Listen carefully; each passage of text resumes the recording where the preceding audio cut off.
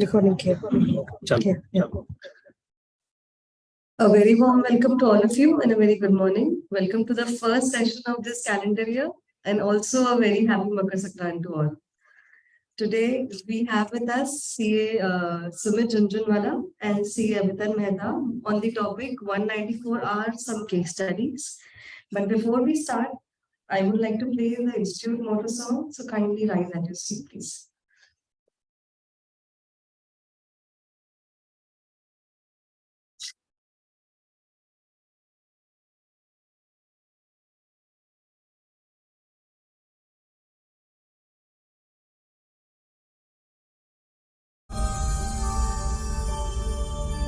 Yeshas.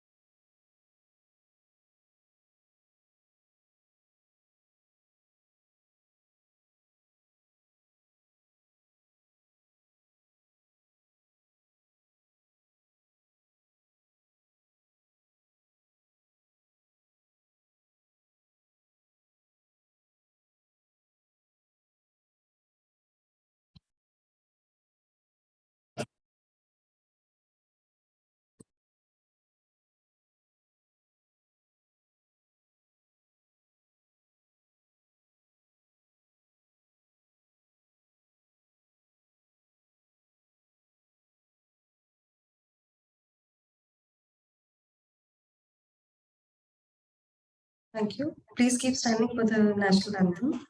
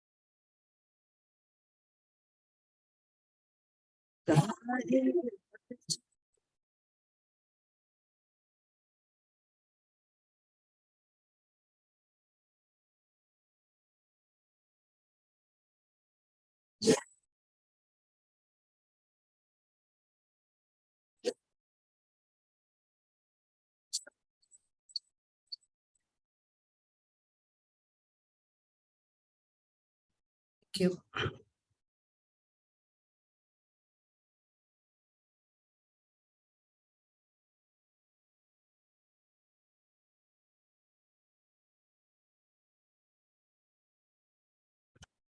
Now I would like to call C.H. Jayesh Bhai, our past member and core group member, to introduce both of our today's speakers. So.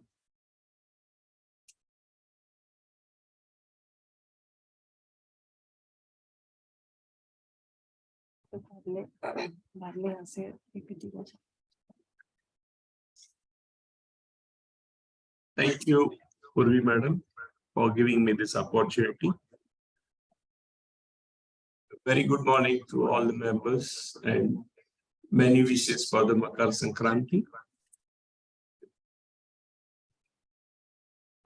We have today topic on 194R, which is a new section which is introduced from last Finance Act.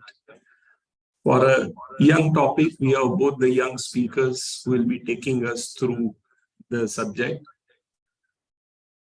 194R is a direct tax implication, but the transaction always has a two-leg, direct tax and indirect tax, and convener has thoughtfully taken both the speakers on board for the same subject. Without taking time, I'll just introduce the speaker for direct tax. We have with us Mr. Abhitan Mehta.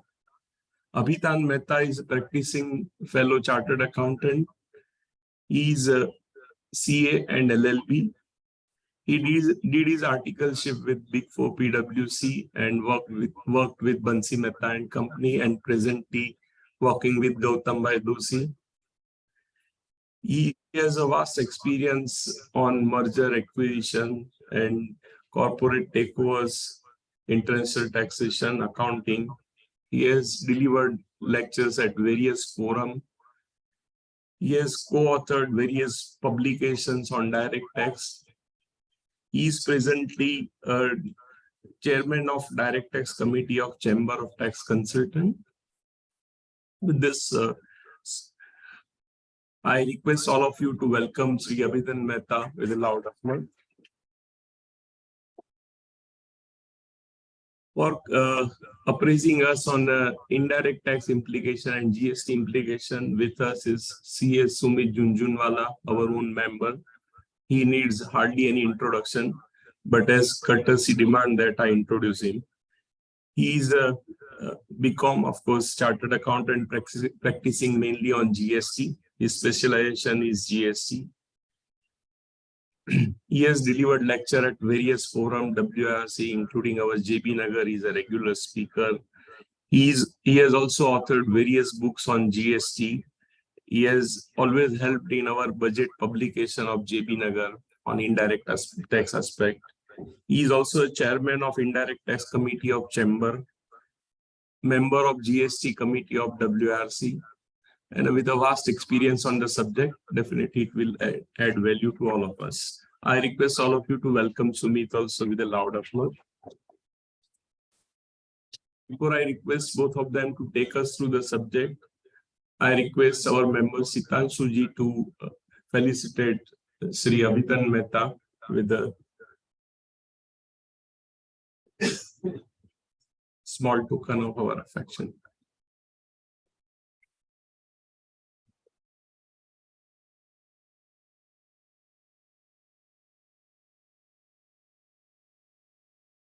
I request Sri Rajesh Joshi ji to felicitate Sri Sumit Jhunjhunwala with a token of our.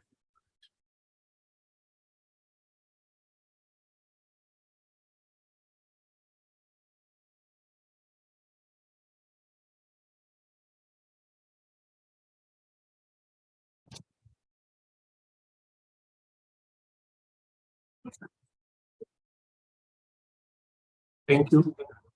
Now, floor is yours. You can take us through the subject.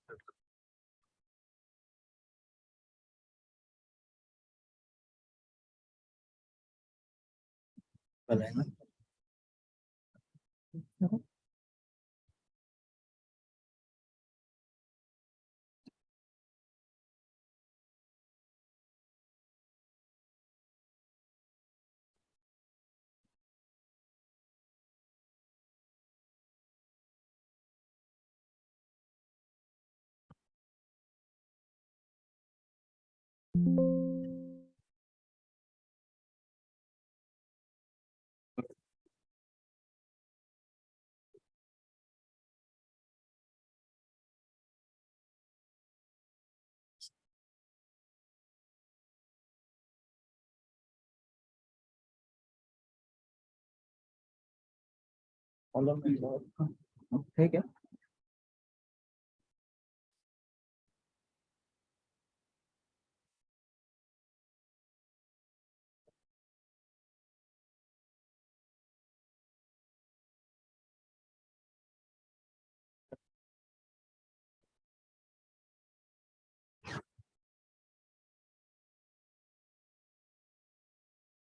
Hello.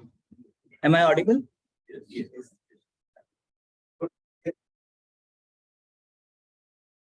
We have an interesting subject of 194R to deal with. As times, it deals with benefit of.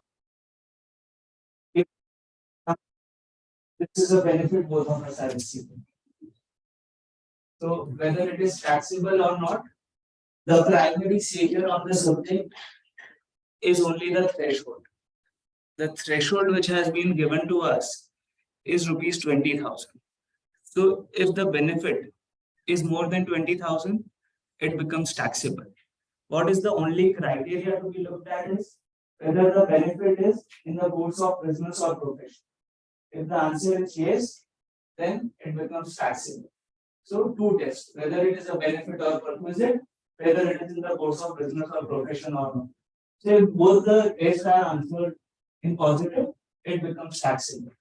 Whoever is the payer has to deduct TDS. Why? Before getting into the technicalities, it is very important to understand why this section came. The corresponding chargeability has been in 28(4), which has been for more than 4 to 5 decades. It is like since the Income Tax Act came in, you have 28(4) on the statute, which provides that any benefit or perquisite arising in the course of business or profession is liable to tax. But why was the need of TDS? So after the budget came in, one of the CBDT members in the public address said that last year we found that the manufacturer had distributed gold coins to dealers, but none of the dealers had offered that. And you have examples which are published in papers that on Diwali, some particular manufacturer has gifted cars to their dealers. 70 high luxurious cars were bought and gifts were given. But invariably, what one understands is that there is no corresponding tax which is paid by the recipient. So, though it is a TDS section, it has to avoid this tax leakage, where the person who is giving it, but the recipient, though there is a charging section, but because there is no TDS, there is no mechanism. So it is most of the time in time. It is not entering your bank statement. So in your audit, generally this is not reflected. This is something that one would have received and would be at home, not in his office premises for any auditor to even understand that you have received a gold coin or from where you have got any other non-monetary perquisite. For example, there are trips, there are vacations which are sponsored by the companies. Again, these are not taxable. So when the section came in, one thought that what they would be looking at would be something what is anti-abuse, your non-monetary benefits which you have got, and something which is liable to tax and on which the tax have not been paid. But there were surprisingly two further subsections to 194R. 194R2 said that the central government can issue a guidelines to remove any difficulty which can come in implementation of the section. So, okay, it's a good section. They can,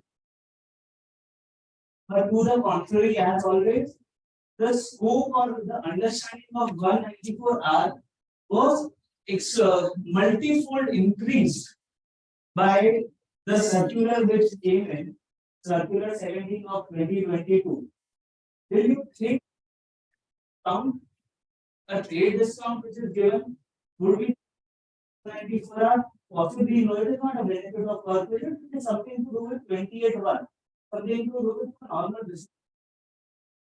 If it is like 28(4), that would be a general understanding. One is corporation for 28(4). But no, the circular says that trade discount is something which is to be covered. Whether a waiver of flow is to be covered. Good number of people came in which one would have not thought of that are hit by 194R. For example, if you have a relationship with State Bank of India and on you are spread across India, so you are giving a sweet box of 1,000 rupees to its employees whomever you interact. Okay, it is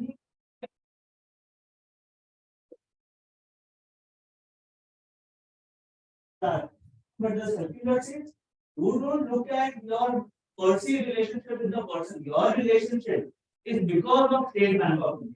Who is in the business? And the gifts which you give to all its employees across India is more than 20,000. Then you deduct TDS, not of the employee, but of State Bank of India. And then the State Bank will deduct TDS of the employees under 192. And if in case he is not on employment, for example, hospitals, doctors are many times not on employment, but are something to do with classified as professionals working, then they will deduct under 194J. So all sorts of interpretations started going in the field. One was puzzled on how to look at how the cross applications will come in. Too many representations went. Again, after the circular, there were many public meetings held to discuss, and one thought that some relief will come in the form of a second circular. So the buzz, okay, the second circular is coming, and finally it came. But to our despair, there was no relief, but only further controversy. This time they went a step further. They said rights issue and bonus issue. One would have ever thought it's covered the 194R or 28.4 grant. This is no issue. We have received a query, and that too from a public sector undertaking. Is that a company in which public is substantially interested? This is a defined word in income tax under 218. And if you are issuing rights and bonus share, then it is not taxable, treated as a purchase under 194R. What do you mean? Whether a private company issuing would be treated as a benefit of purchase? So more and more issues came up. Most of controversies are there. But today there is no real answer. One can look at differences. One can now understand and read at the subject at length to try and decode the section which is not more than 5 lines. But even for the 5-line section, there was a publication which was published by PTP discussing more than 50 scenarios because of the havoc caused by the circular on the subject. So this is the brief background of what one would have never thought of or what a DDA section could transpire into. But now, if one enters into any transaction, one has to look at a very different ambit of how the circulars are there. And what one has always understood, I am using the word circular because they have given the word heading circular. Circular is not binding on the taxpayer, it is only binding on the tax department. So whatever it has said is not something which I am bothered with. Thank you so much blabbering about the circular. It is not a circular under section 119. It is a power which has been taken under 194R to issue guidelines. If a power is taken to issue guidelines, then if the guidelines are issued, unless they are struck down, they are binding on the taxpayer. It is not a circular under 119. So though the heading uses circular, it is something like a notification. For example, you have ICDS, which has come through a notification. So that is binding on the tax. So whatever they have said, whether rightly or wrongly, is something which is binding unless it is struck down that it is not within the powers of issuing guidelines. It is not within the power of the CBDT. Say that in removing difficulties, you are expanding the scope of the section. So this is the broad framework of how this has been there on the statute. And in my very limited experience, this is the promoters or the board of companies bothered about the TDS section. They are bothered about how their operations will function because across all the dealers, all the distributors are used to this with commonly referred as freebies for in pharma, but across FMCG, everyone is used to freebies where there is no tax. Now, if you make it taxable, how would they react? What should be your policy as a company? Because now, if there is even a TDS default, then the prosecution extends. How would your marketing impact? How are your other players in the industry reacting to it? All those things have been triggered by this section. So now, just broadly looking at what Finance Minister said, that it has been noticed with business promotion strategy, there is a business to pass on benefits to their agent. Such benefits are taxable in order to track such transactions. The intention is very clear. There is no tracking, and there has been a loophole which people have been exploiting. That is what similarly has been said in the explanatory memorandum. That it is chargeable in the hands of the recipient as business sector.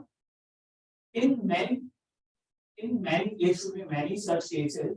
Recipient do not report the receipt of benefit, leading to incorrect particulars of it. So the objective is clear. Objective is correct. There is no doubting on the object that if something is your income should have been offered to tax. The government has a rightly provide some mechanism of tracking this. But here the issue more so is whether the TDS mechanism is the correct mechanism. Why? We'll come to that. Now just running once again to the primary section. What it says is that any benefit, whether convertible money or not, arising from exercise of business or profession. Tax rate 10%.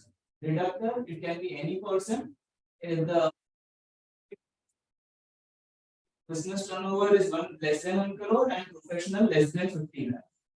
And the recipient would be any resident. Effective from 1st July, threshold is 20,000 per annum. Timing, very interesting. Before providing, so if this is more than 20,000, before providing, ask for my PAN. So if you want to invite a dealer to a conference, before you come for the conference, please provide your PAN. We will deduct TDS and then you attend. So before providing. So interesting issues come out for before providing. They have power to issue guidelines if there is any difficulty. So there are precedents on that how this power can be used. So the Supreme Court is clear that the power cannot be used to overrule the court rulings. And this you also have in ICDS. This is a very important line. Again, Supreme Court, again, both are income tax rulings where powers have been taken by the executive to provide guidance. That in no case, under guise of removing difficulty, you can change the scene and essential provision of. This is what has been the key area of contention.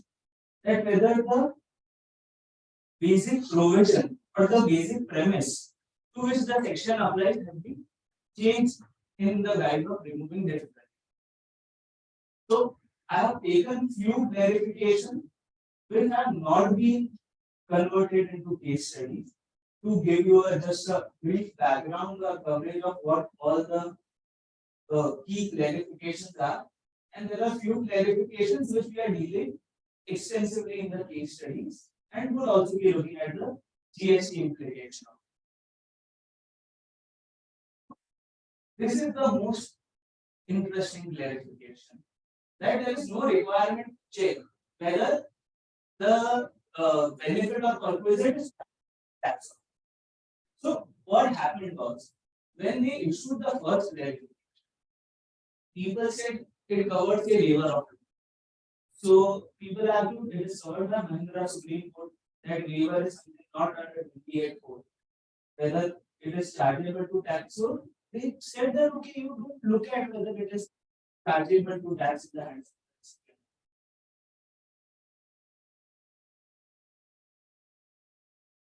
For example, if we are coming to that example later, but for example, if you are changing my signboard to put in your advertising, it is really not a benefit. Or if you, for example, SBI, in the case if the gift is given to its employee, what is the benefit to SBI? There is no benefit to SBI. It is something which is received by its employee. So one may always argue that it is not chargeable to tax. So they have said there is a Pilcom ruling of Supreme Court where the non-resident argued that there should not be a treaty because the amount of interest is not chargeable to tax in my hand. But Supreme Court said, no, you read 190. It doesn't require a charge. It says if a person is paying you interest, he has to deduct TDS. Though there is a charge or not, is it? Okay. So understood, I don't have to look at this. But here the funny part is, if you look at the language of 190, it is verbal 20. 28. It is benefit or purpose whether convertible into money or not, received in the course of exercise of business or profession. So now what Mahindra in favor of loan has said that benefit or purpose whether is something not covered by the phrase. So that is the principle which is laid down by the Supreme Court. Benefit or purpose whether convertible into money or not.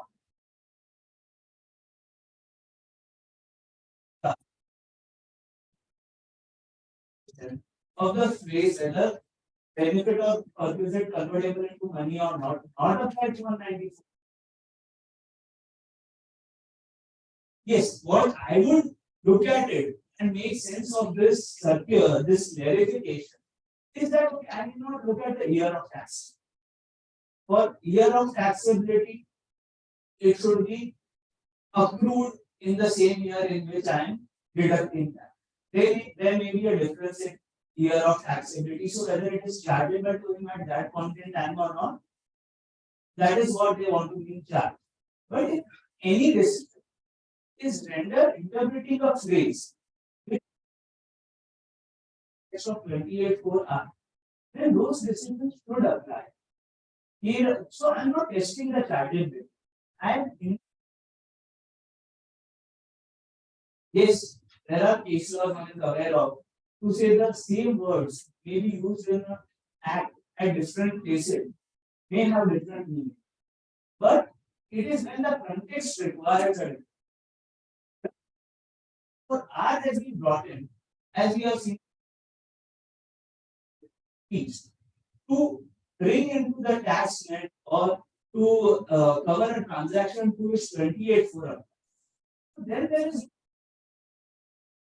interpret the word benefit or purpose 194(r) in a different way than what has been interpreted by the courts for 28.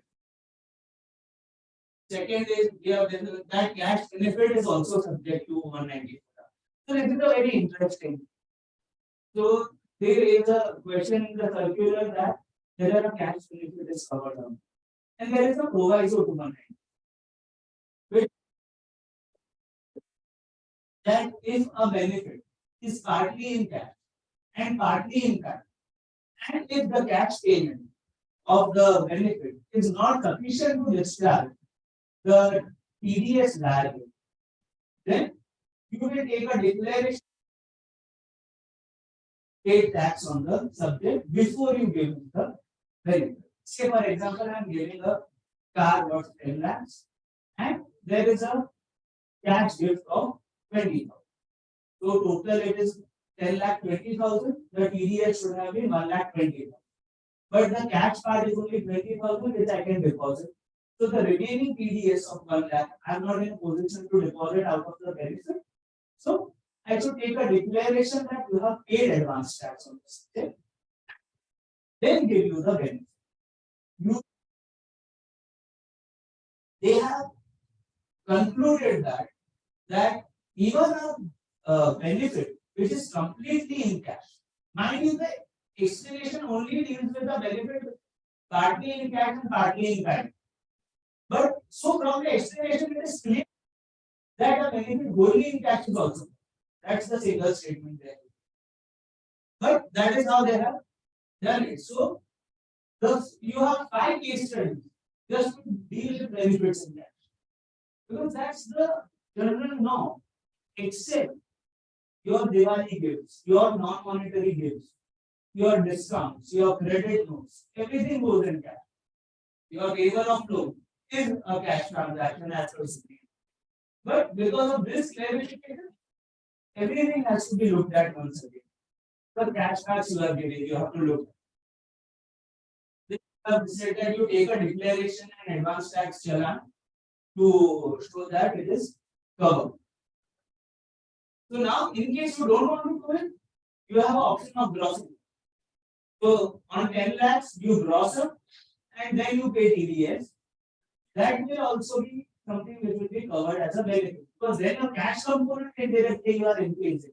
So benefit is of not 10 lakh, 20,000, it would be 11 lakh 20,000 to give, and mathematically you have to gross up that as well. Exactly the way you do grossing up for 195 payments of royalty when you have to bear TDS.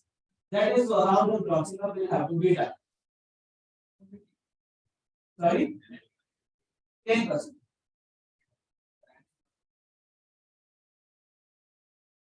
Those your 206 will apply. There is no dispute.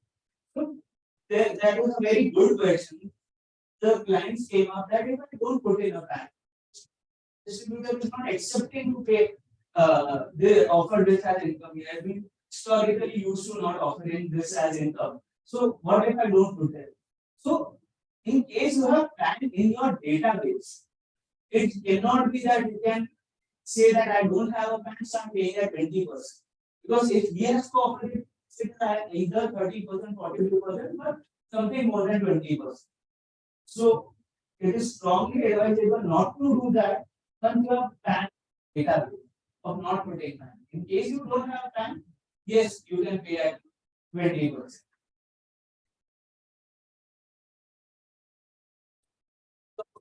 Director, employee of the recipient entity, we have discussed that in SBI example. Valuation.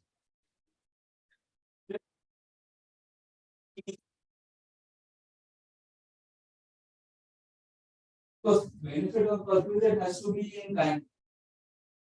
So it is an important question of value. So if you look at the general principle, this has been the most reasonable of all the Q&A provided by the CBDT. That if you have purchased it, purchase price.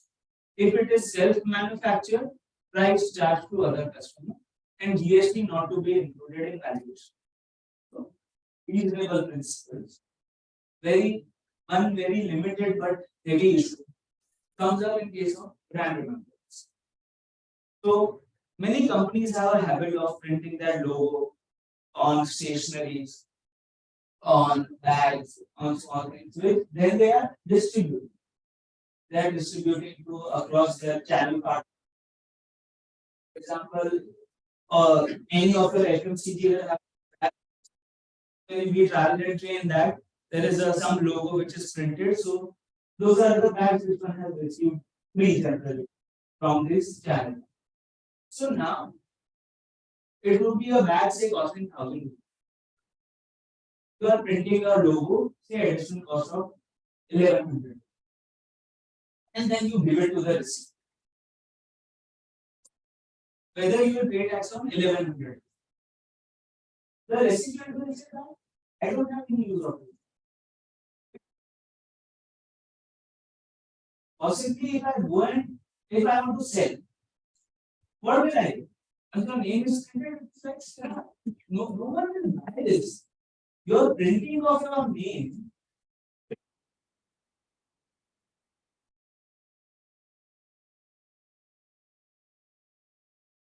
be given to their support staff. Okay, you say you get Diwali calendars, New Year calendars, and a number of things. Once the name is imprinted, so whether resale price would have been a better method. What is the value I am perceiving of this? This is a big issue. So, point is why are you discussing the issue of one?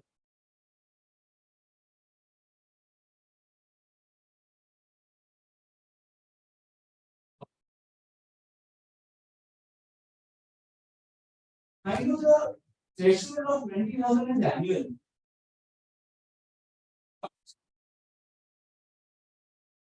Which would take the threshold beyond 20. And then, even a transaction of 1,000 rupees is something which has to be looked. of inviting into a marketing event where the cost may not be more than 500, 600 has to be looked at. Because the threshold is value. It's not for our benefit or purpose. So therefore, the issue comes how to value. And especially for whatever you want in CDS, immediately you have to operate to income other ones. Otherwise, the consequences, all of you know better than me that 143 on adjustment and a series of litigation where the cost is enormous as compared to the amount being litigated. So, some concerns on this subject has been addressed in different ways. We'll come to that in a minute. This was something which was again causing a lot of trouble reimbursement. They are blanketly. See, if you are getting a reimbursement, means you have incurred the expense. If you have incurred the expense, it is something you should have. Now, if he is giving you a reimbursement, then it is a. This was something which was practically. I was paying customs duty to my TNA, which he is just passing. Now, if I deduct 10%, no doubt there is no income evasion. There is no problem with that. You will get an expense, it would be allowed. There is a revenue neutral act. Of 10% of my customs duty being stuck at TDS, which I'll get at the end of the year because possibly for income tax payment, it will be much beyond that. So, and 194C. So, luckily, in the second clarification, they clarified that 194C, if you are covered by 194C and you deduct TDS in 194C, then 194R will not apply. So, started deducting 1%, 2% and 194C for practical purposes rather than taking a position and trying to argue that reimbursement is not the nature of income. You have a host of decisions under 195. Certainly cannot be a benefit or purpose. There is no element of benefit. I am receiving, I am passing on. It is, I am paying on your behalf. And this is the first clarification says that in case the invoice is the name of the person reimbursing your expense, then there is no TDS. But if the invoice is in your name, then TDS will apply. If invoice is in his name, then it is directly his name. How at all it is a reimbursement. If the invoice is in his name, then if at all I have paid on his behalf, which I am getting back. It is not a reimbursement of expense. It is getting back what I have paid on his behalf. But anyhow, that is how they have looked at. Issuance of bonus and rights, we have discussed that they have clarified that it will not a company in which public is substantially interested, which is basically government companies and public listed companies and their subsidiaries. For others, there is no guidance, but one is reasonably clear that otherwise the section should not apply. So now coming to the few examples, but anything particular till now on the clarifications which we have discussed.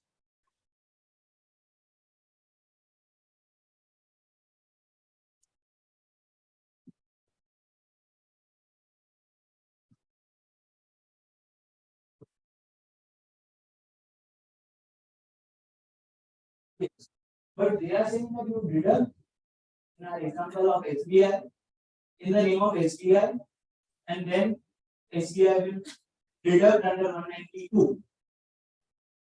That is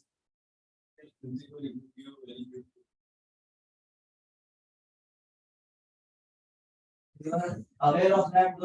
They say that for example government hospitals not carrying on in business or profession. So for government hospital this will not apply.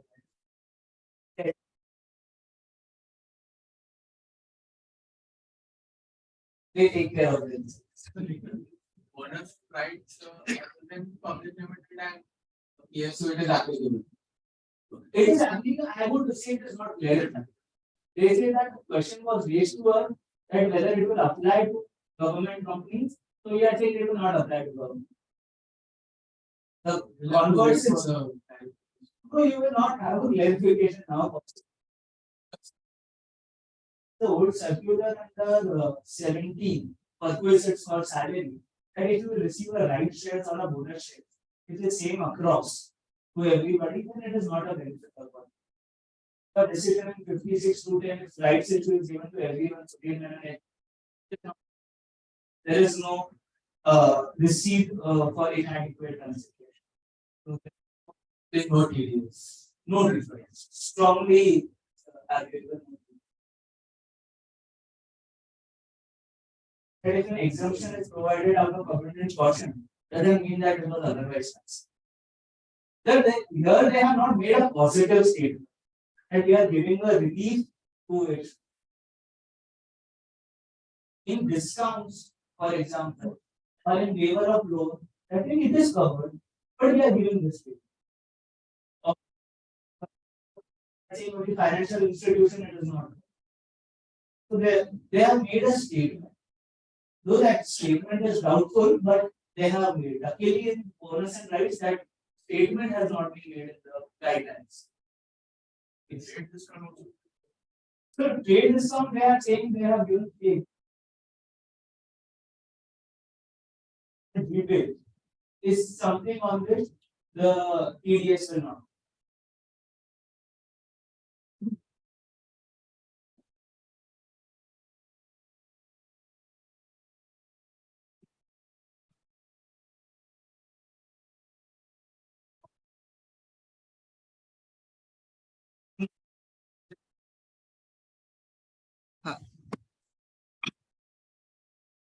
No, that's the case study. But no. Yes, If tenant is paying electricity bill on behalf of owner,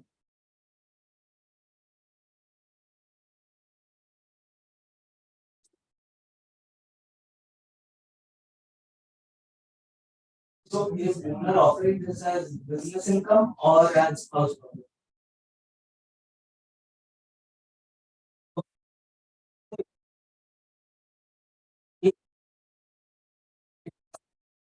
But what is the benefit to you? Meaning it is tax neutral, what I mean. That okay, he has paid on my behalf. So okay, increase my rent receipt by that amount. Reduce my this is an expense for me. And so allow that expense if he has paid on my. That they have clarified. For example, in the SBI case, that if this is a benefit for me which is passed on, I will get as an expense. So 37 months is clear. So revenue neutral for you. Now, generally the payer would be an individual or HUF as you who is not able to right. And invariably it would be a house property income and not a business. Therefore, it is not a business or profession for the receipt. So if at all it is a benefit of the resident, but it is not in the board's office. Confusion verification what they are saying is you are not required to look into nature of income. Absolutely. I'm not It's absolutely. not a business income. What is whether it is a benefit or perquisite. If Absolutely. it is a benefit or perquisite, you are required to deduct TDS, whether it is a business or no.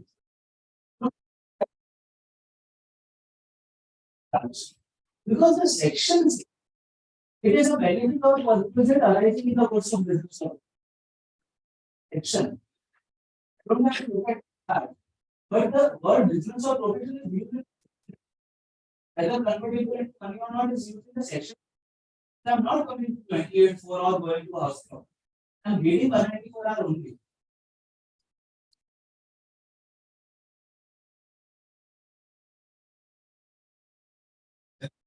Sorry, just 1 second. That house property, because it is not business, you should be comfortable.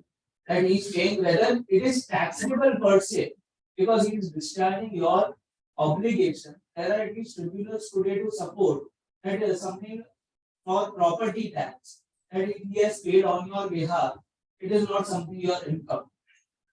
Those not very strong reasoning, but the tribunals are there to support that you have to offer it to tax. in case of reimbursement, there could be certain gray areas sometimes. Like, one is, say, a tenant is reimbursing the electricity bill because it's the name of the owner. The bill is 5 lakhs a month. Now, what happens, there is, in the bill, there are two. So, if he is going to stay at a neutral bill, so he pays the full.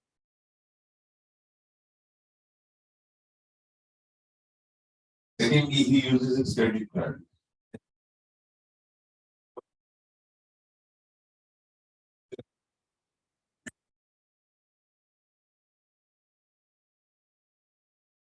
So, in the sense of reimbursement, under the five, right?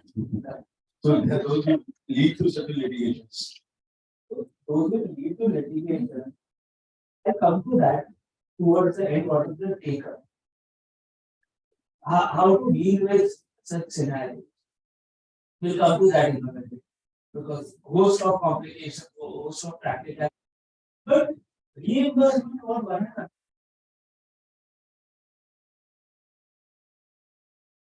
in your case, you have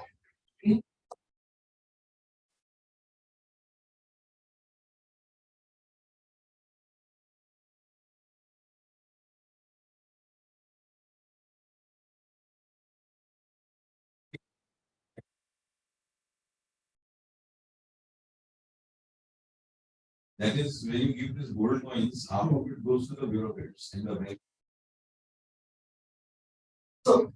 two different sets. One is bureaucrats, no, as per the clarification government for business for profession. So on the books that it is bureaucrats, but anyhow. Second is to employees. As the section reads, you have to deduct PDS in the hand of employer, and it is the headache of the employer. So after this, there were representations even which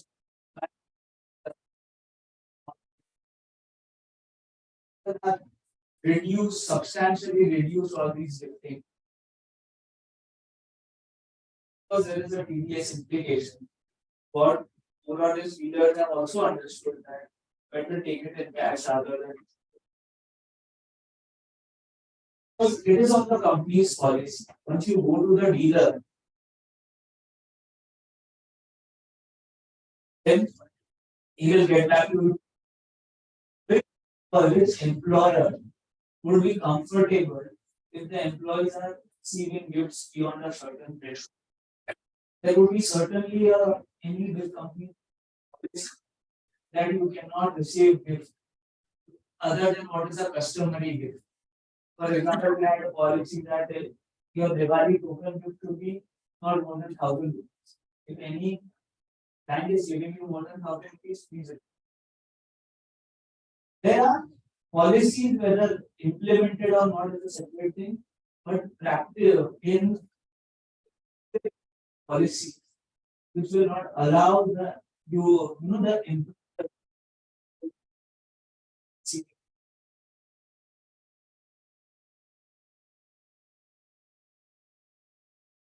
the most primary concern on the subject is GS, your discount.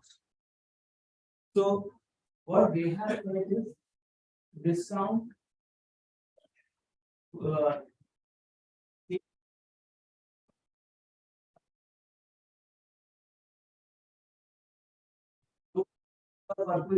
to remove difficulty of the seller, 194 hours is not happening. So it is a relevant as per their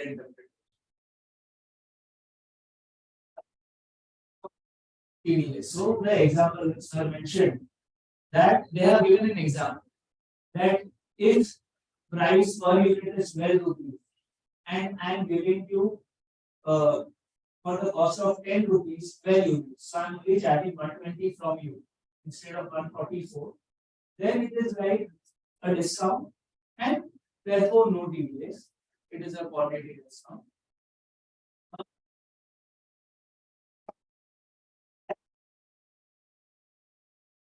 or it could be after the completion of sale. So in the example, they have used the word cash discount. Cash discount is always after sales if you pay within a particular time. So that example itself suggests that it could be after the completion of sale as well. What is rebate is something which is not defined, which is not very often used. So if one just looks at what is the meaning of the word rebate, it is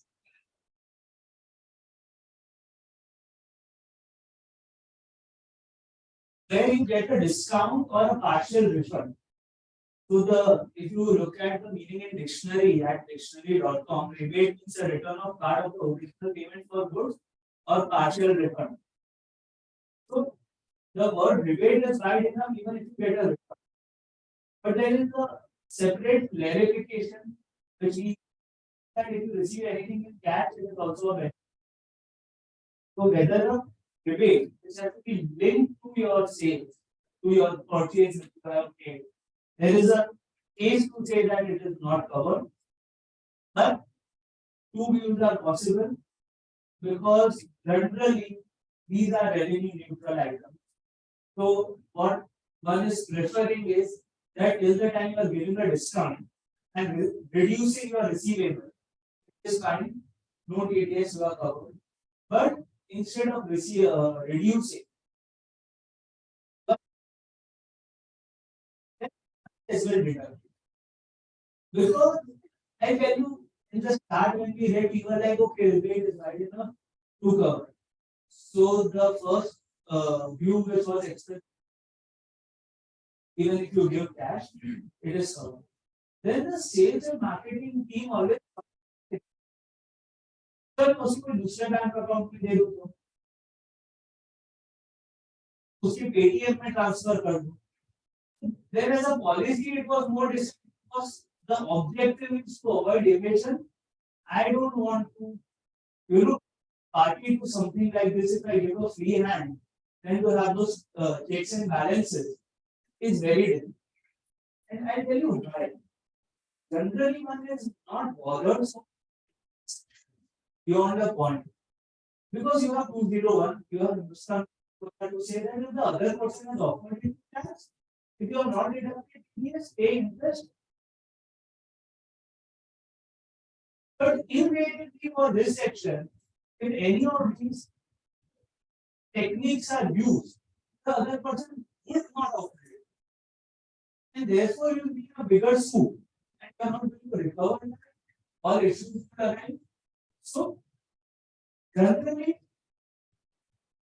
corporates have taken a position that if I am transferring your cash, unless it is a very identity account, huge amount if I have to.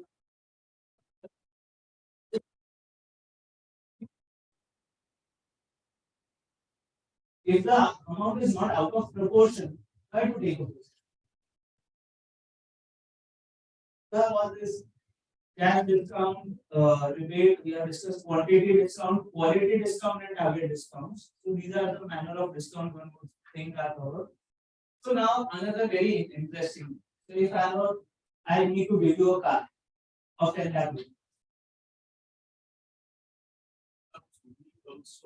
Now it is this stuff.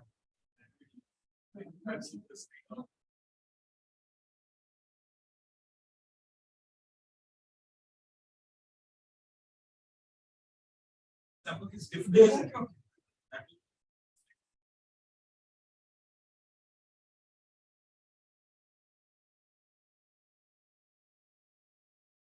Example, if I have a car of 10 lakhs and I say that okay, I'm going to give you a discount of 9,90,000 and here is the price 10,000 rupees. Discount is something covered. So it has to be a discount. Let's not do the McDowell way and abuse of provision. So you have to, the discount has to be bona fide. It cannot be that international trip is given for 5,000. Quarterly discount we have discussed, payment afterwards is okay. And they have clarified that because rebate is something which is very wide, a non-monetary rebate is not entitled to the rebate. that TDS is not happening. Just one disclaimer. If I black PSP during the session, it is I'm just doing a copy paste of what Sumit has explained yesterday. Thank you very much for that disclaimer.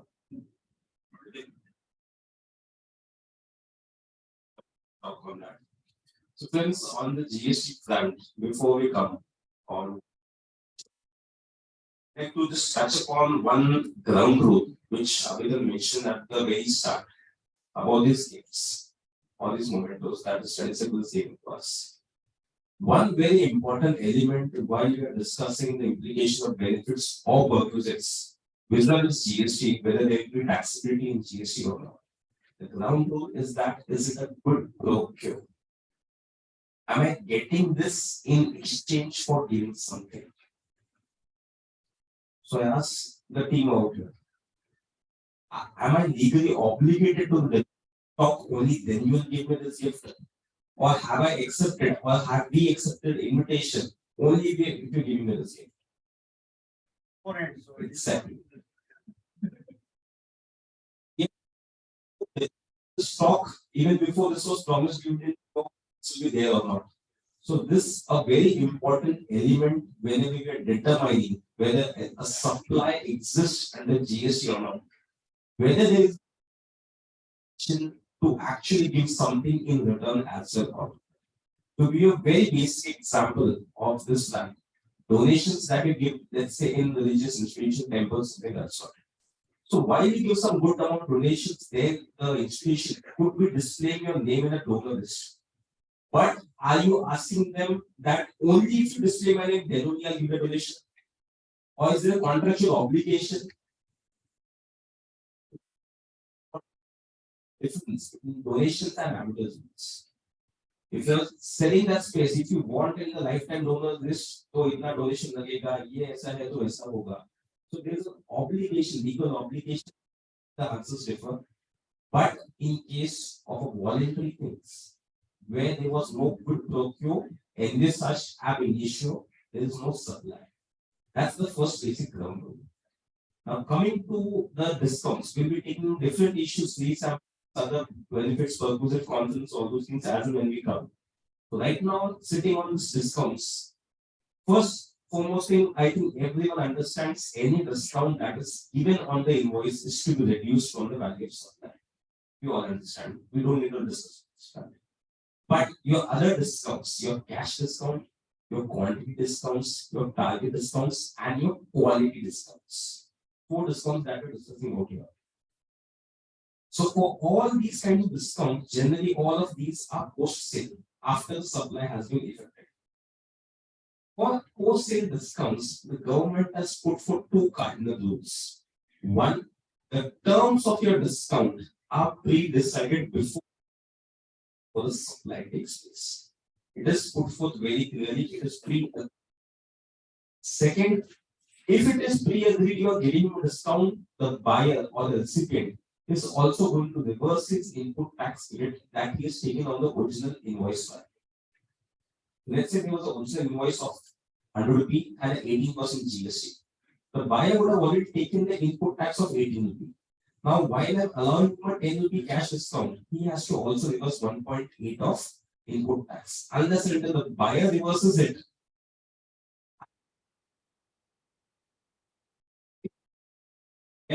the buyer has taken ab initio benefit of 16.2. You have a big difficulty out there to do how you have reversed this.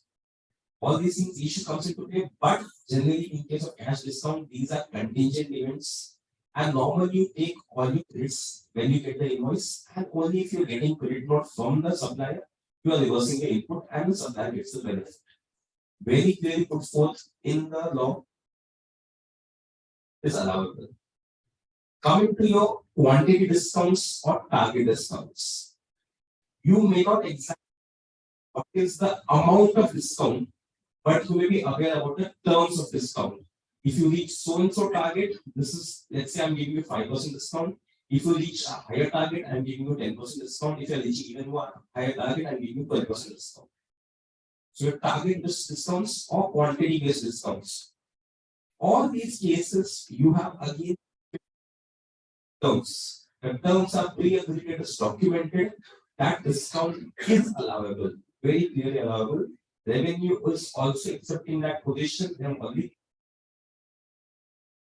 Luckily, that circular is not withdrawn yet. There's another circular on discounts which has been withdrawn by the government. Still, the rationale will be used.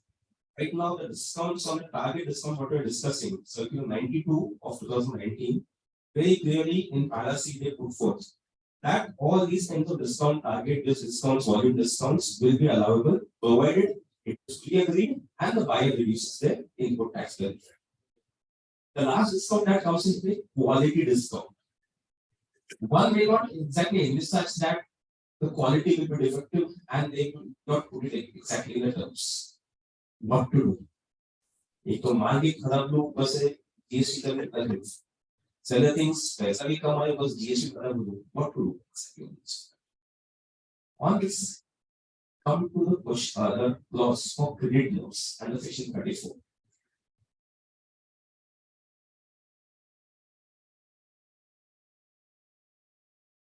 Efficient. Then in that case, you are permitted to give credit notes adjusting the GST. So quality discounts not put forth in section 15 for valuation, but for quality defects, research in section 34 for credit notes. So all four cases, in my view, will see purposes. There won't be any issues except barring something which is not pre-agreed or input is not reversed by the purchaser on that side. Everything else have to be linked to specific invoices. You cannot be giving to plus another 1 lakh round figure discount period. That is not there. Has to be linked to the specific invoice that against this invoice there is 10% discount. You may agree it overall, but again the discount has to be for every invoice, not as a whole, because that won't be linked to the supply altogether. What if the buyer doesn't? Come again? What if the buyer doesn't reverse the ID? If the buyer doesn't reverse his ITC, then I don't get a reversal of my output liabilities. Now you'll be thinking that what should I do in such cases? The buyer, if he doesn't reverse the ITC, in his case, then in his books, the payable to me will be more basic value plus the GST amount as per his books. He is not entitled. So I've given you an invoice for 100 plus 18 rupees GST. Unless I tell that entire 100, well, I have to reverse it entire credit to post statement.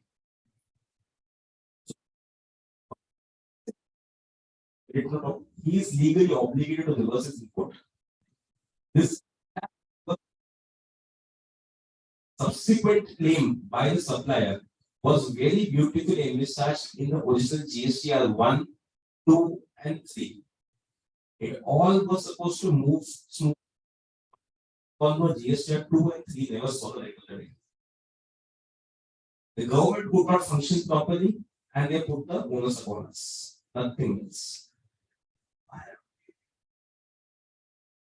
If he is accepting credit note, yes, he is liable to reverse the ITC. If he is not accepting credit note, then he is liable to pay any amount.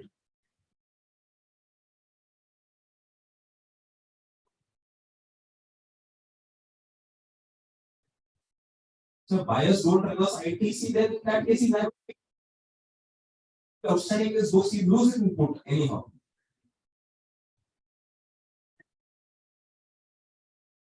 Only the proportionate part.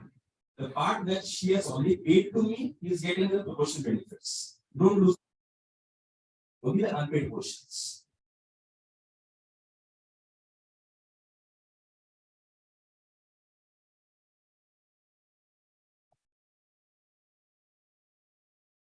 I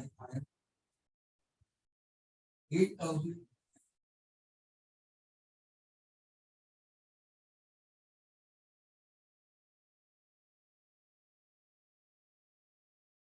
Bad debts are not adjustable. Both of them would be losing. the supplier won't be getting a GST adjustment, the buyer will not be getting the corresponding input to the extent of 8,000. So you have to proportionately make a backward working for 8,000. Out of 8,000, 7,000 will be towards the basic value, 1,000 maybe towards the GST or something roughly on that value. But what both of them could do to have all worked out in proper manner is commercial credit note or a financial credit note. And I'm 1,000 was not really agreed. Just out of compulsion, business compulsions, I'm giving this to you now without the GST benefits, and the government again is very clear on that front. You will be GST input of entire 18,000 because the 8,000 reduction is the price of the goods. So price of goods is now 92, but GST has been paid by you for 18,000. 92 plus 18, 110 you have paid to me. Credit notes, financial credit notes can be issued by the suppliers till the time both their books are reconciled. Sort of one-way traffic that I showed this as a right back of the creditors, and he still shows the recoverable. Or him writing it off or making provision bad debts, I am still showing payable. Both their books should reconcile that. I have given a credit note, yes, accepted that credit note. 180 days will be active. Again, if you are giving the financial credit note or commercial credit notes, bills are settled with money details, no issues. Then in that case, you need to give us ITC, and only when you get that credit note, you can reclaim the ITC.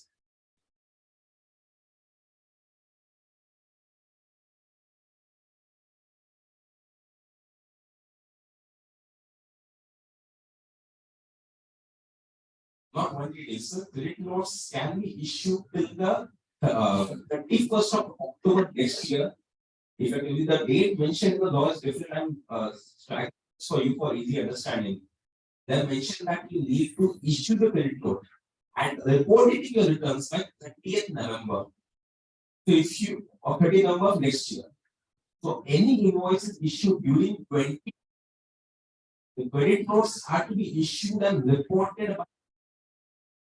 Now, how can you report it by 30th November? Only if the credit notes are issued by 31st October. For credit note that is issued in November, you can only report that.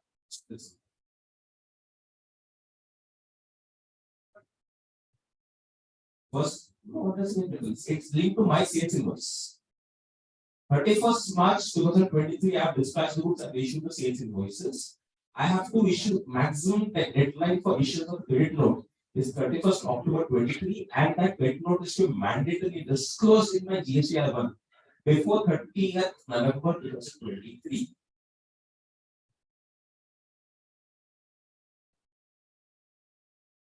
Again, it's same by 30th November. Earlier it was linked to end of September of next year. They have now increased that to 30th November. Come again?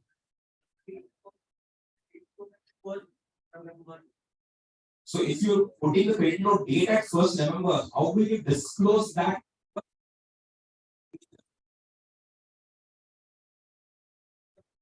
So in that case, GST adjustments won't be permitted. Commercial credit note or financial credit note, the buyer would take the full input tax. I have already paid the tax.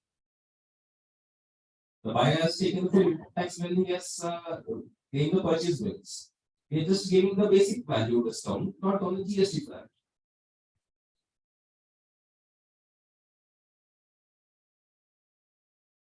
Okay.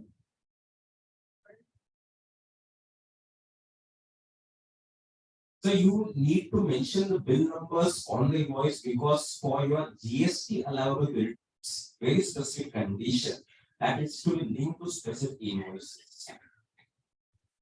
Across your section 15. Section 15, subsection 3, clause B. If the discounts which is given after the supply has been effected, it is allowable if such discount is established in terms of agreement specifically linked to relevant invoices. GSTR 1 में sir आपको invoice number डालने की जरूरत नहीं है, वो अलग है। रिपोर्ट पे नहीं लिखना है, ऐसा कहीं नहीं लिखा हुआ है। The reports need to contain all these details. Why this relaxation on GST or GST one portal? Because when you are giving one credit note for multiple invoices, issue was coming into play on the GST portal and on multiple invoice numbers later a single credit note case. That is where they remove the column for your invoice numbers on the portal. Invoice आपको इस credit note पे अभी भी देना है. Invoice numbers. The credit note will be given only by the seller. कौन देगा? माल मैंने आपको बेचा है तो उस पर डिस्काउंट मैं आपको दूंगा या आप मुझे दोगे? GST does not require you only buy credit note for GST laws. For other taxation laws, other fiscal laws, or your commercial understanding, you may be asking for a debit note, and rightfully so. Why you? I ask for a debit note from you. With the GST, I want to ensure that you are also reducing the GST from your books. तो मैं मान लेता हूँ अलग बात है legal. I have to issue credit note and ensure that you reduce your input tax. That's all. But and all that. Even though GP is coming 2 crore, 3 crores, none of them are paying the tax GST. Is it in order? They issue compilation credit notes. Yeah. So they would have already paid the GST on the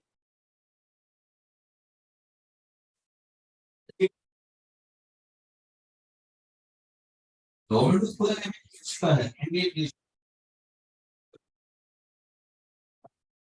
Turnover is 25 crore.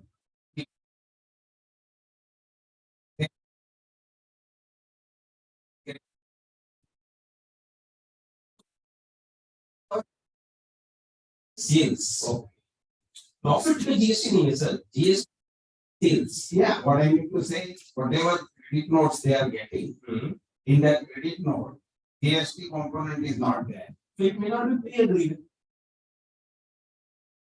Okay, so in that case, it is in order. Claim करोगे तो check करना order में है नहीं है. आपने GST इसमें claim नहीं किया है.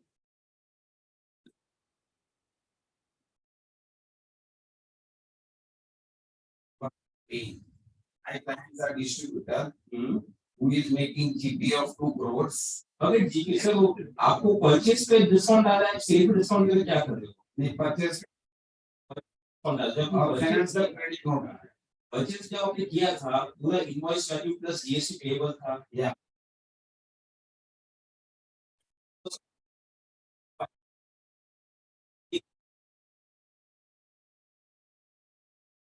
for 3 crores. Right. Okay. So in this case, so that amount that you are paying, that's to the seller. To the manufacturer, you're not giving, you're the distributor. Yeah. So 3 crores you're what you're not paying, effectively the price of the mobile 22 crores and उस 22 crores पे 5 crores आपने GST पूरा ले लिया, 27 crores आपने पूरा दे दिया उनको. 5 crore and GST amount.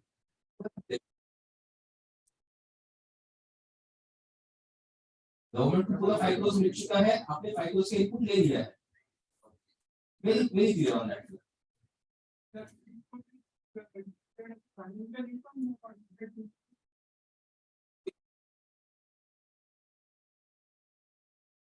So that's the price discounts. Purchase price कम हो गया, नेट परचेज प्राइस कम हो गया. Yes. We move to the next issue.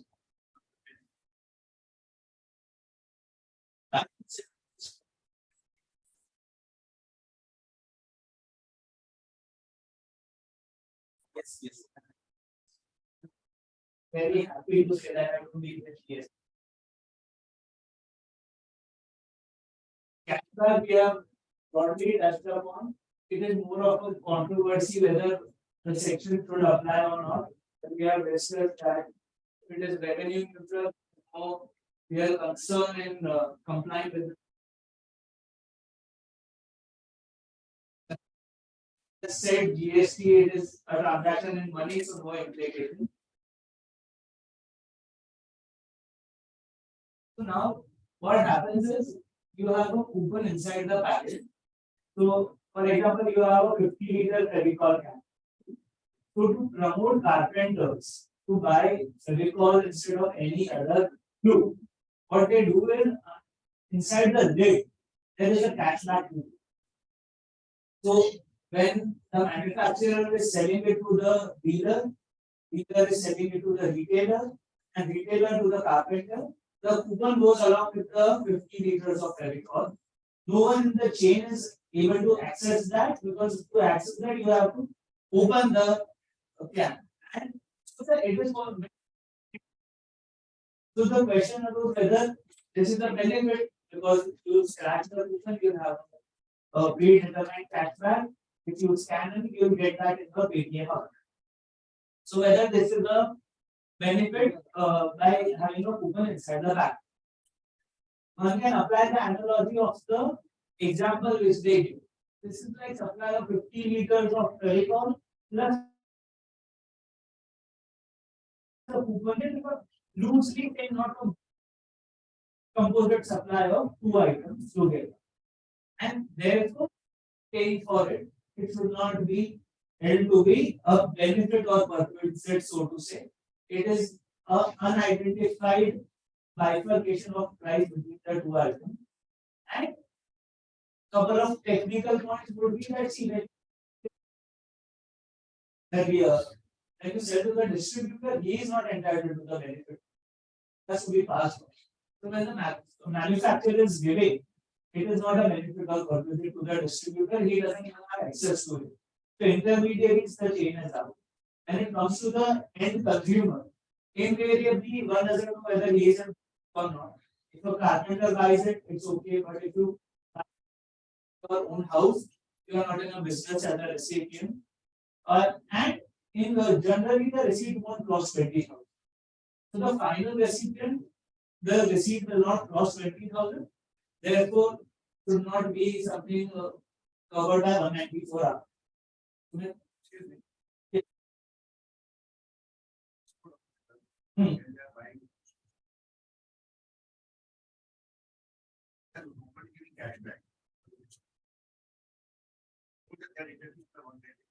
Yes, because it is capital. So, says that even it applies to cash benefit or corporation. It is. They will be. Sorry?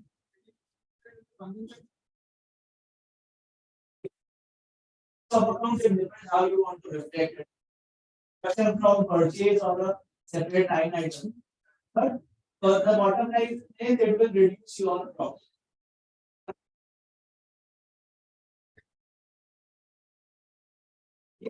So later it will be taken back into the or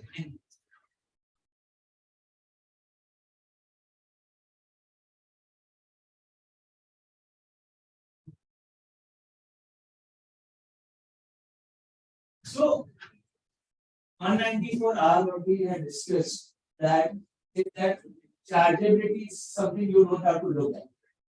But as we discussed that the phrase of 194R says it is benefit or perquisite whether converted into money or not. That Supreme Court has said doesn't include tax transfer. So the same phrase is used in 194R. So one could have argued that the circular which says charge is not to be seen is not relevant. But still there is a separate statement which is made that it applies to cash revenue.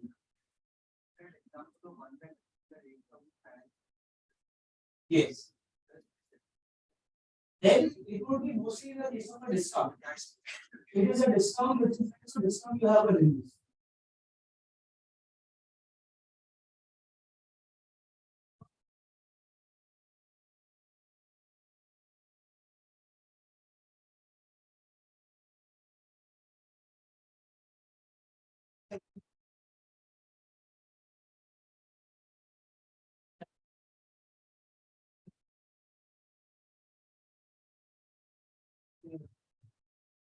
Yes, can I ask you to please repeat your question, sir?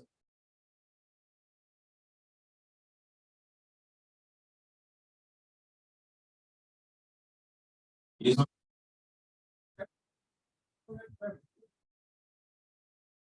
Sir, पैसा तो cash discount कैसे दिया है? It will be trade discount then in that case, what are you talking? From what at least I understand in 15 years of experience. Well, it's a cash discount or trade discount you're talking about.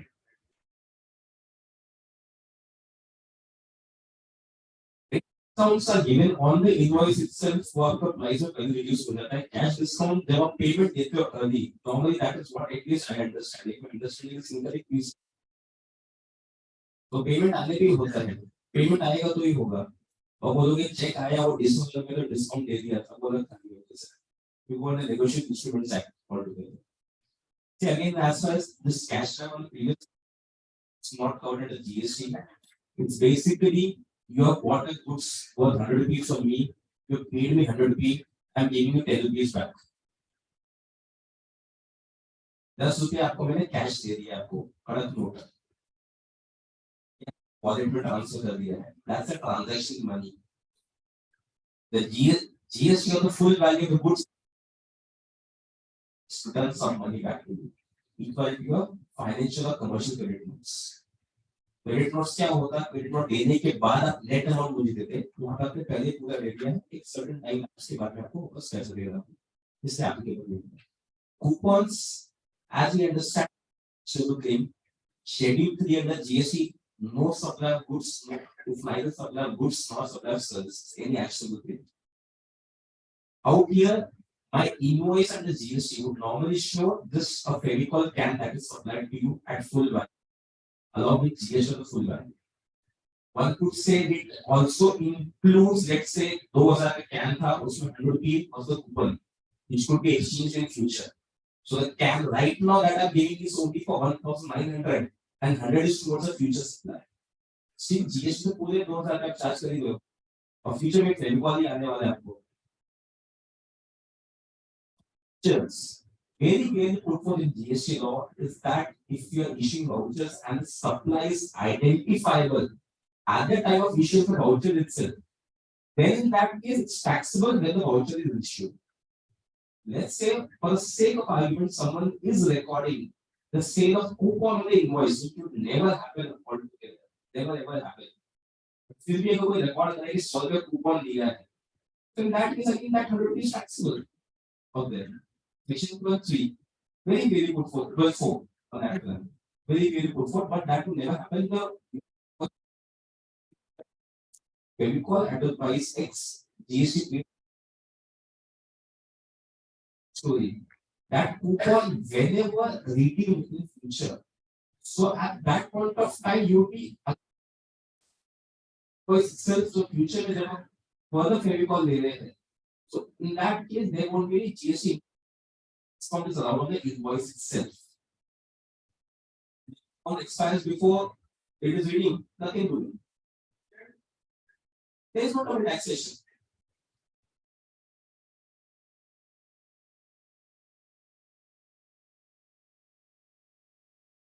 So there is no question of reversal period because that is a coupon and absolute thing that are given to you. If you come and redeem when you're purchasing at the next point of time, I will give you a discount on the invoice. और उस time पे discount देने के बाद सिर्फ net amount में GST charge करने वाला तो रिवर्सल का सवाल ही आएगा आपको जीएसटी ही कम सब्सिक्वेंटली देता अगर आपको कभी भी में डिस्काउंट्स क्रेडिट नोट्स के थ्रू तो जीएसटी रिवर्सल क्वेश्चन आता है discount recorded invoice the GST amount is charge होगा net amount not the gross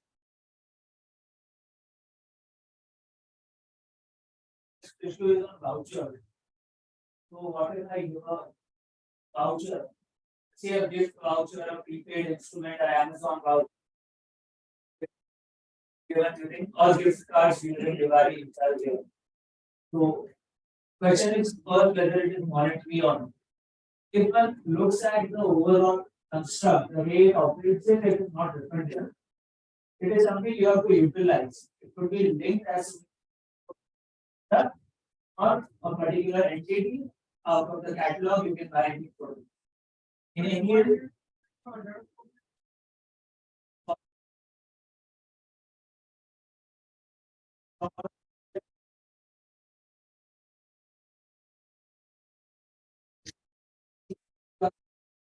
but from tax income tax perspective, if you are offering something tax, it is not something anyone will be bothered by.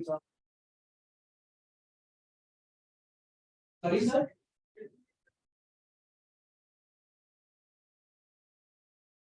You have to pay when you buy something. Your purchase would include that GST. The concern is really the point of deduction. Whether when I give a gift voucher to my dealer, it is a benefit, or when given and cash the gift voucher, it is a benefit. There are arguments on both sides. Say the voucher is only an entitlement to him. There is no benefit which has come to him. He may use it, he may not use it. So it should be deferred when it is utilized. The argument is, I have given him the. Now, for example, if one understands if I give him a TV, then I have given him the TV, one would understand okay, the benefit is given. There I don't say he should start the. When it comes to vouchers, one would feel that he should utilize the voucher. His non-utilization has not resulted into a benefit, but the section provides you a responsibility to deduct EDS before providing. What is the last act in your hands is to give. Practically not possible to see whether he has utilized, when he has utilized, and before that you deduct EDS. So, for all practical purposes, it is at the time of providing the voucher. You have supreme moods to support both the views. First, if you look at when the voucher is given, when movie industry the case for the sale was given, and at a particular price the sale was given, and after that due to commercial reasons, there was a mandate which was. So what the assessee tried was to try and reduce the sales price. Then you completed the sale. There was a liability, there was a right to receive approval. A subsequent waiver doesn't impact the original approval. Is not something which will debar from taxing the amount in first place. So therefore, subsequent non-utilization of a voucher may not be a good enough reason to say that a benefit has not come.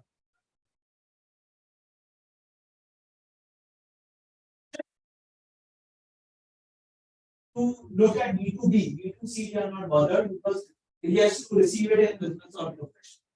Second discipline is Excel industry. The questions after.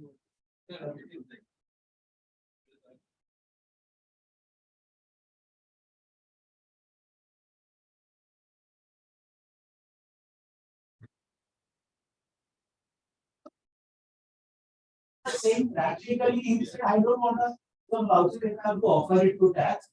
Better give me cash. Yes, cash credit not but so at the same time, what happens is voucher is really useful when it comes to retail. Because there possibly you are not cross the threshold of 20. And there is some incentive with the retailer associated with the manufacturer. Whatever FMCG does, there has to be an association. That it is coming from HUL or it is coming from Pidilite or wherever. There has to be an association. And they make sure now that the value is less than 20,000 of the vouchers which are meant for the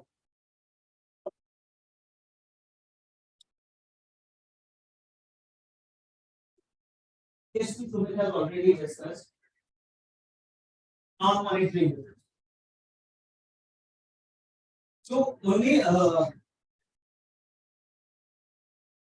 due to limited time and non-monetary gift we have discussed broadly, but only one thing, the circular has clarified that in case you are using the non-monetary gift for your business, you will get depreciation. For example, car if you have bought and it is used for business, so you will get depreciation.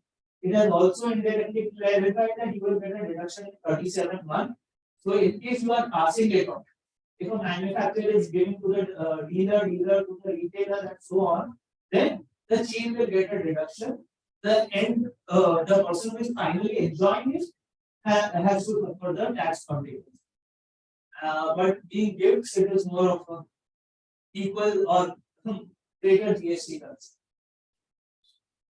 On GST, if as you understand, it is to be voluntary out of your love and affection, not a contractual obligation. Sales target पूरा करने का आपको gift मिल रहा है, love and affection है, voluntary. That's important. Okay. So gift, anything that is given just voluntarily out of your love, affection, whatever it is, whatever the relation, long-standing relations, that is not a supply to GST because you're just giving something, but you're not getting something in return. There is no consideration that you're getting back. That is where your target base gives possibility. If you reach certain targets on all these things, would trigger certain items on GST perspective. Specifically, if those supply. All these gifts would at the time of purchase form part of the business asset. And as soon as you take input tax of a business asset, your permanent transfer or disposal of that business asset, even without consideration, even if you're not getting anything back from the recipient or your dealer or the distributor, triggers a Schedule 1 transaction, triggers a taxation. Now, one may think of the perspective that what if I'm not taking input tax in that case? Will supply still trigger? Yes, it could trigger, but again going to get something back from a distributor or dealer. Was it dealer under some legal obligation to give some incentives, drives or carry out special activities for you to promote the planting? Or was it just undertaking his normal sales activities? So what is the legal obligation for that gift? You should find a legal obligation exchange for the gift. The distributor or the dealer is legally obligated to deliver on something. Then in that case, yes, that gift would be taxable on both the sides. The giving of the gift by the manufacturer to the supplier or the dealer or the distributor, and services of promotion of branding given by the dealer distributor back to the manufacturer or the seller. Both the ways, if there is a quid pro quo. So again, my first cardinal rule is there a quid pro quo. That is what you find first. So it will depend on the kind of product that you're giving. Services that you may get back from your dealer distributor, that will be taxed at 18%. All the services are taxed at 18%. Goods or gifts which are given will be taxable at the rate of the goods or the gifts. Specific goods may be exempted, maybe 5%, maybe 12, 18, 20, whatever is the value.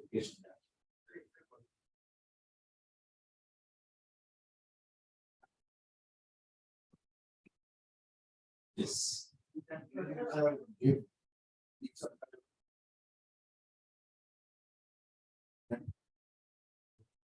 Again, is that whatever gold you're purchasing, if you're giving it as a gift, now that gift is being, let's say, for example, Diwali gifts.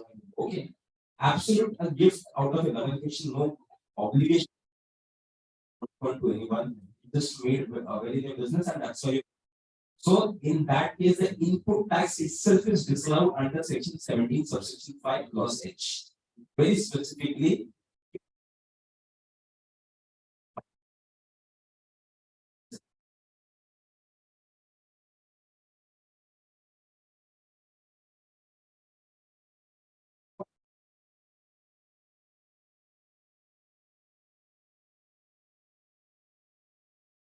yes, sir, you're not just giving the TV for free, you're giving products for. There is a specific circular of the department, nothing comes free in this world. आपको कुछ भी free नहीं आ रहा sir, आज अभी चाय coffee भी आ रही है, वो अपने मेंबरशिप फीस दिए तभी आ रही है।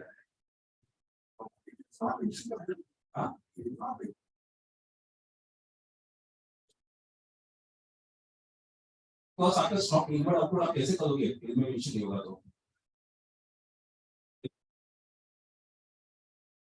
We take a further questions at the end. If time permits, we have further slides to take in. We have discussed. P samples, I'll just rush through the P4 slides in next time. B sample is something which circular says that if you are, it is not part of the same invoice, then you have to deduct 194R. If it is a part of the same invoice, then it is covered by the example of 10 plus 2 3, and therefore DDS should not apply. At the end, if the sales of B sample is recorded, clearly it is a revenue neutral item, even if you pay tax, so should not be a concern. The greater issue comes when these samples are given to doctors, because there are restrictions that the free physician samples cannot be sold. So whether in the first place it can at all be a benefit or benefit. Though the circular says it is a benefit, recently we have a Mumbai tribunal in Himalaya, if I'm not wrong. After considering the Supreme Court in case of Apex Laboratory, samples is not a gift which the doctors are receiving. It is not in violation of the MCI guidelines issued, and therefore it is allowed. So if it is not a gift, it is not in violation, it has to be distributed free of cost to the patients. Then certainly one could argue that these samples is something which is not covered. One is aware that the writ is already filed in Karnataka High Court by Pharma Association challenging the circular on this subject. Again, valuation of this something poor. Even if you say it is covered, if it cannot be sold, the value has to be zero. Ruling in case of exempt scripts, that if it is received for cancellation, it is nothing but a piece of paper, because it doesn't have the you cannot market or you cannot sell the thing. The value cannot be anything. The fair market value has to be zero for it. In the conference, this is the topic which has been extensively dealt by the circular. Broadly, to say that if it is for promoting my products, teaching you sales techniques, or have something to do with my business, but it is not a leisure trip, then it is not a benefit or purpose. But if it is something of a vacation or an international trip which doesn't have an element of teaching you about company's product sales technique, etc., then it would be classified as a benefit or purpose. Examples, that these are the examples for which a dealer conference should be held. So the list is not exhaustive. If you can still justify the commercial reason of a dealer conference beyond the examples which are stated in the circular, then you will be able to get the benefit of the circular. What they have expressly provided in that cases which are not covered would be, for example, a leisure trip. If your family members are coming, if you are staying over beyond the conference, so in this there were representations made that sometimes logistically it is not possible to come on the day on the which the conference starts and leave immediately thereafter. So they have in the second circular clarified that one day stay before or after the conference is also not to be considered. Very interesting thing is, technically here they are accepting that there would be scenarios that cannot predict on how to divide the expense. Because you don't know till the end of the conference what is the expense, who has participated in what activity, but there is the computation mechanism has been on place, how to allocate the between. So that is the acceptance. But there we have this, okay, you don't deduct TDS, but you don't claim as an expense under 27. The part of not deducting TDS is something good, very beneficial, but not claiming an expense is something beyond their reach. They are exercising power under 194R2, which is to remove difficulties of the section. They cannot dictate what can be claimed under 37(1) or not. It is clearly beyond their reach, and the primary scope is supposed to be there, not to be binding on you, because they didn't have that power to make that statement that you cannot claim it as an expenditure under 37. So, a good case to say that computation mechanism fails, and I cannot be told to do something which is impossible. Would have said that in a TDS obligation, I cannot be asked because in this case, you have to deduct TDS before providing the benefit. Before the dealer conference is over, it is impossible to exactly know what is the benefit which each dealer is receiving. There could be an estimate, but one cannot know to the exact rupee what benefit is receiving, and that is what. So then the Supreme Court recently in the royalty case has expressed that you cannot be asked to do the impossible, and therefore due to impossibility of performance, the obligation doesn't arise. So broadly, I think so. These are the key. There are many other things, but what are the key things? And then you are dealing with TDS. So please, when in doubt, data, it can be claimed as an expense when it is being professional seminar expense, benefit to be passed on. If it is already being offered to tax or otherwise liable to tax, should not risk 201. Cash transaction can be strongly argued but highly prone to litigation. And in case of non-transaction, for the recipient or TDS being cost to the company, like labor of law, you are not going to recover that at all from the recipient. You have to take a position. And would like to close with the statement by a retired Supreme Court judge that I retired as a Supreme Court judge. If I have a case, I cannot afford them lawyers. They are too expensive. Thank you.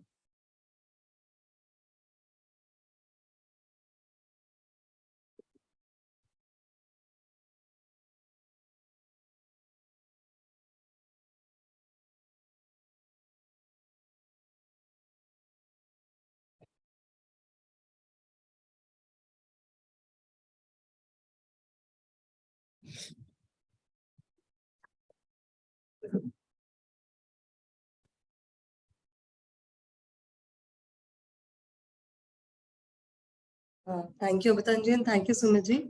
It has been a wonderful session with a lot of learning happening and a lot of interaction with the audiences. To propose a formal vote of thanks, I would like to invite today's coordinator, our past and union group member, CM.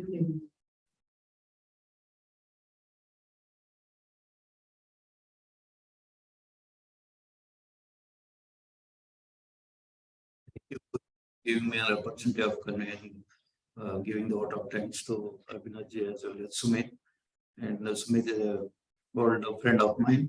And as far as the new provisions are concerned, 194R, Abhitan has explained in detail, in direct tax point of view, whether it is how to treat the benefit as the perquisite, what is the value of perquisite, what are the provisions relating to TDS or withholding tax. And with the case studies, he has explained in detail. To coordinate with the GST point of view, Sumit has explained in detail and clarified all of your doubts in detail. And I now request on behalf of our study circle to propose a vote of thanks and request all of you to carry out this. We will break for 15 minutes for snacks and gathering because Savitri Madam is already their second speaker. Thank you.